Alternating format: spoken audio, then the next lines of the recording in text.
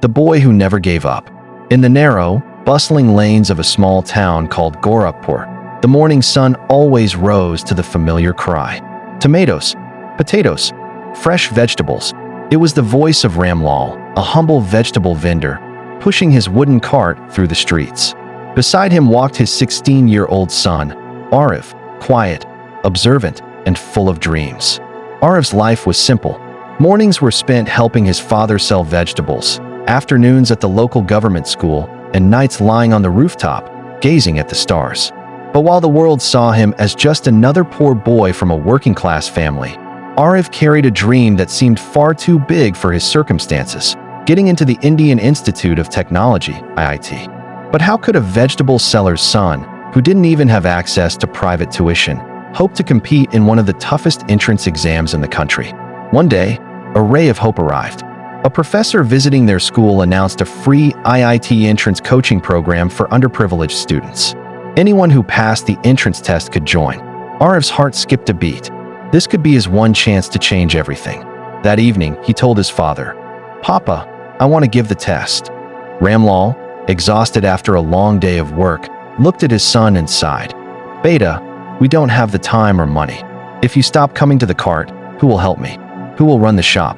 Aarav went quiet. He didn't argue, but his dreams didn't die. For days, he said little, but inside, a battle raged. Was he wrong to dream so big? Were dreams only meant for the rich? One night, during a power cut, he lay on the terrace, staring at the sky. The stars were clear, and the moon glowed gently above. He whispered to himself, "If the moon shines for everyone, then dreams must belong to everyone too." The very next day, a new mathematics teacher, Ms. Anushka, joined the school. She checked Aarav's notebook and paused. "You understand the concepts very well. Have you applied for IIT coaching?" Aarav lowered his head and muttered, "We can't afford it, ma'am." Ms. Anushka smiled. "You don't need money. You need guidance. Come to the library in the evenings. I'll help you."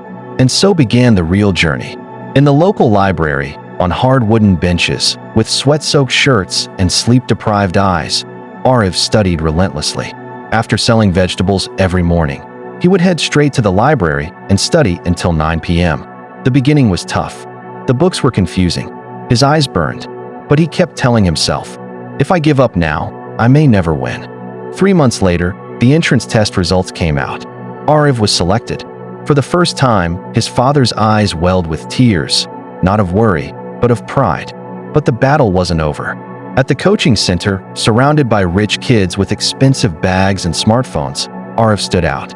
His backpack was an old cloth bag, and his only phone was his father's outdated keypad model. Students laughed. Some whispered.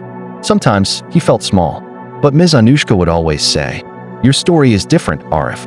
That's why you'll win." He believed her. Even in his dreams, he would solve equations. By morning, he was back at the vegetable cart, never missing a beat. Finally, the IIT-JEE exam day arrived. His hands trembled as he picked up his pen. He whispered to himself, "I am not less than anyone." Each question brought doubt, but in his mind, he heard Ms. Anushka's voice. "Fight with your mind, not your fear." When he walked out of the exam hall, there was calm on his face. He had given it his all. On result day, the whole neighborhood held its breath. Then came the message. Air 432. Aarav had cracked IIT. Not just cracked, he soared. His father couldn't stop crying. He hugged Aarav tightly and said, "You've made us proud, son." Aarav got admission into IIT Bombay. He boarded a plane for the first time in his life. In class, when the professor asked, "Who's in the top 500?" Aarav raised his hand with pride. He sat beside kids who had every luxury, international tutors, coaching from childhood, the latest gadgets. But Aarav had something they didn't: grit, hunger, and the memory of every struggle. 4 years later, he landed a job at a top tech company. But he made a decision that surprised everyone. He returned to Gorakhpur. Why? To open a free coaching center for students like him, kids with dreams, but no resources. Today, he is known as Aarav Sir. He owns a car. He wears good clothes. But more importantly, he hugs every vegetable vendor's child who walks through his door, because he knows that dreams have no price tag, no caste, no class. In every new batch, he says the same thing: "I'm the son of a vegetable seller. If I can do it, So can you. Just never give up. Ramlal no longer sells vegetables. And the people of Gorakhpur proudly say, "This is our boy, the one who made our town proud."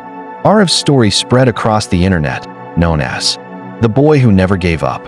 Moral: no matter how difficult your situation is, if your dream is true and your determination unshakable, even the son of a street vendor can reach the halls of IIT.